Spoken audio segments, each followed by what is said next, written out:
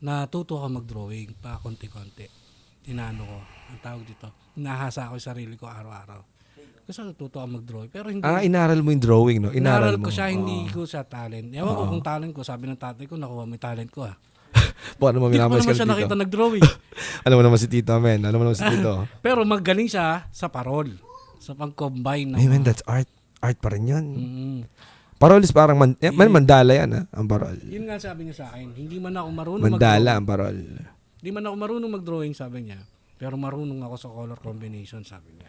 Nag-evolve yung yung talent. Kasi lagi ako naniniwala yung mga nagiging bunga, men, mas nag-evolve eh. Tapos siya yun nga, sabi ko, ayun, siguro baka sa kanya ko nga nakuha yung talent na pag-drawing. Kasi wala talaga akong kilalang kamag-anak na marunong mag-drawing. Yung mga panahon na yun. Ako lang yung nahilig doon. So, sa kaklase ko nga, Makikita ba namin yan sa sa FB mo? yung mga drawing Oo. ko, meron